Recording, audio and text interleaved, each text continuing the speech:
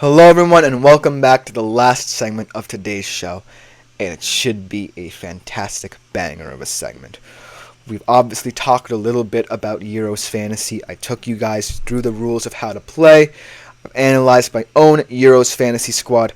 And now, if you haven't yet decided who you wanted on your Euros Fantasy squad, I am just going to give you guys some tips and tricks of how to deal with your roster. Obviously, with a limited budget and only 15 players that you can draft into your squad, it does kind of get a little dicey in terms of who to pick. So this segment is all about helping you figure out how to balance your squad and ultimately build a squad that is well structured and has players at each position that can contribute. So without further ado, let's jump right into it. Starting off at number one in terms of tips and tricks, according to me, how about the case for the defensive side of things? Obviously, defenders are much less valued than your strikers, but also they are some of the more integral players in terms of your fantasy squad because of the fact that if they get clean sheets, ball recoveries is another huge stat. They definitely can help you pull out some games. So, obviously, what with these summer tournaments as well, you have to think that they are going to be low-scoring, cagey affairs due to the fact that these players have played domestic seasons for long periods of time, and they might be a bit more tired. So in terms of that, defenders can also really help you in terms of deciding who you want in your backline. So in terms of players or teams to look out for on the market for defenders, how about Portugal? Portugal only allowed 2 goals in their entire qualifying campaign, 17 games of qualifying, only 2 goals. So look for guys at a low budget because remember, you only have 100 million euros to spend leading up to the Euros at the very least. Obviously, you get more as the rounds progress. But starting off, look for Portugal. I said they're the dark horses of the tournament, and their defense definitely is a huge part of that. So look for cheap options in guys like Ruben Diaz, who will only set you back 6 million. And then Diogo Dalot at 5 million is such a good value player, a very underrated right back. He gets a lot of flack for playing at Man United, but Diogo Dalot can do the job for you in your back line. Honestly, here's a good strategy. Draft your defenders first. They are the lowest valued players in terms of budget, so look to draft from the back as you are building your team because honestly, you can save a little money if you want to spend big as you get to the striker position because there are a lot of different intriguing strikers who you can take up there, but still draft from the back because in my opinion you can get a lot of high value players that can really separate you from people who draft from the front, so be wary of that. Coming in next, this is a fantastic one to know and just be a no-brainer for anyone who's a seasoned vet in terms of daily fantasy soccer or Euros fantasy soccer.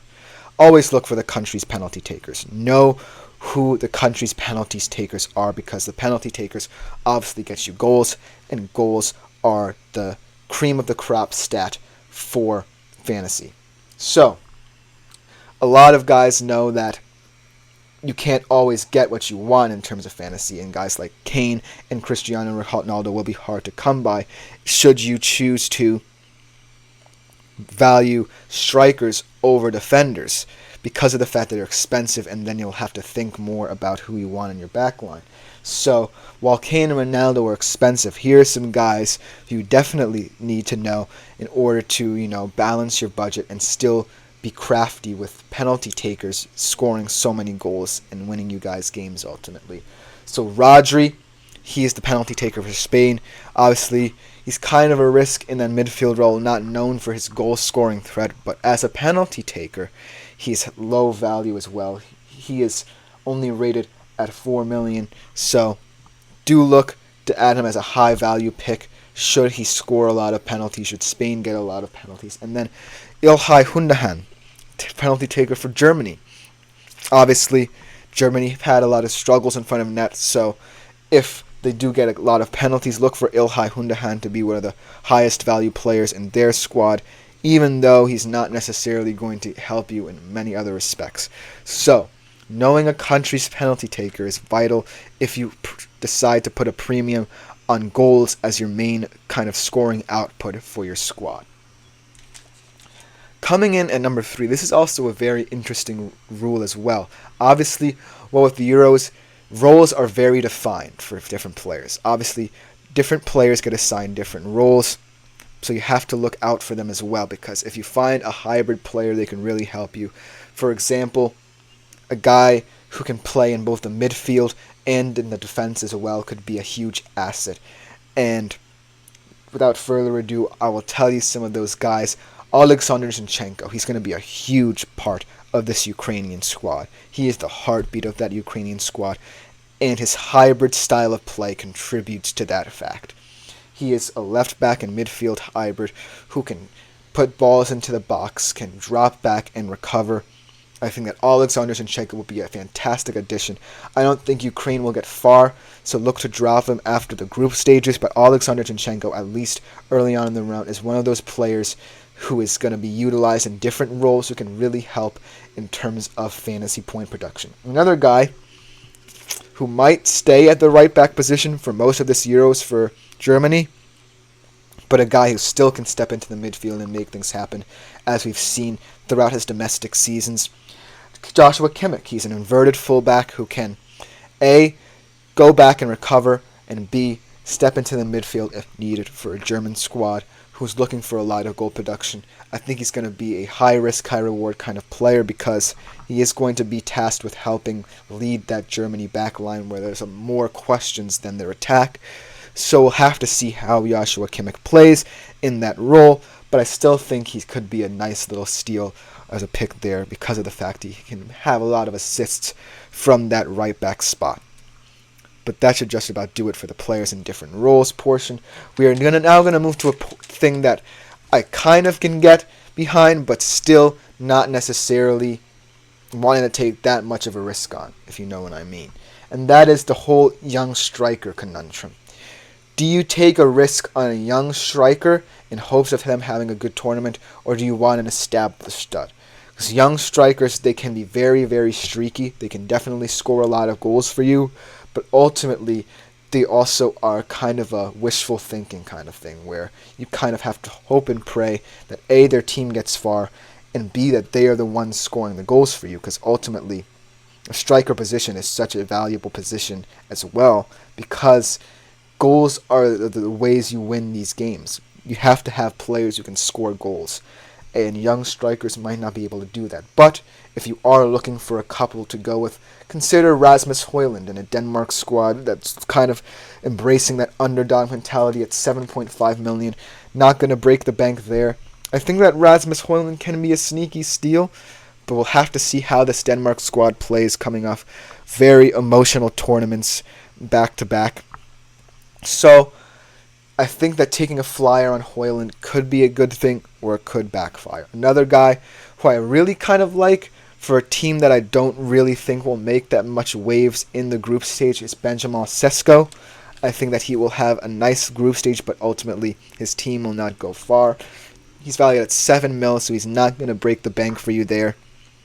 But ultimately, those two guys are huge risks in my opinion. Yes, they had nice little domestic campaigns. Obviously, it took Højlund a bit longer than Sesko to find his footing. But these are two guys who ultimately are playing on teams that I don't really expect to go far in the tournament. Obviously, who knows about Denmark, but Slovenia, I mean, come on. I don't think Slovenia is going to do well. They could be nice in the group stage if you need a striker for the group stage and you're looking to build on the fact that as you go on and you get more budget, you can go for the top-line strikers. But still, I think that these two guys are guys who are a huge risk. Another guy who's not a young striker but is still highly undervalued, might not play a lot. Germany's still trying to figure out that whole striker situation. But Niklas Füllkrug, coming off the bench at the very least for Germany, could be an interesting proposition for you there.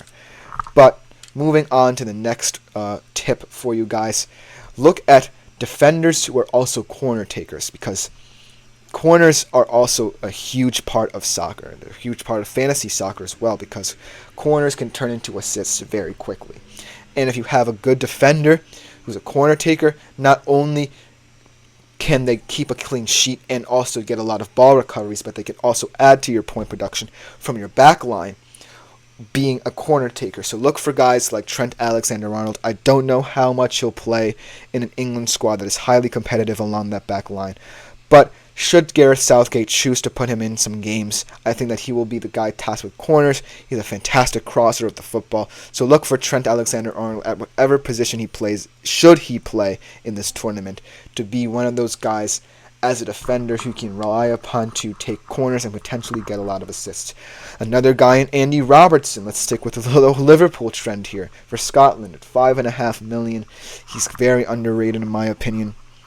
I don't necessarily think he'll help you as much in terms of defensive output, but he's still a spectacular crosser of the football, so look for offensive production from Andy Robertson. An underrated player if you're looking for a left-footed defender who Italy might trust for in-swinging corners. I don't think he's going to be one of their corner takers in this tournament, but Fede DiMarco, still one of the best left-backs in the world in my opinion, will help you on the defensive end of the pitch in terms of fantasy soccer. But Fede DiMarco is ultimately one of those guys you might have to be wary of because he is a fantastic crosser of the football like these other guys. But also, if Italy, should they want a guy who can in-swing the ball into the box for corners, Fede DiMarco will be their guy. Now, last but not least for this segment and for today's show, let's look at how draws can affect this whole mindset when you're going into your Euros fantasy squad.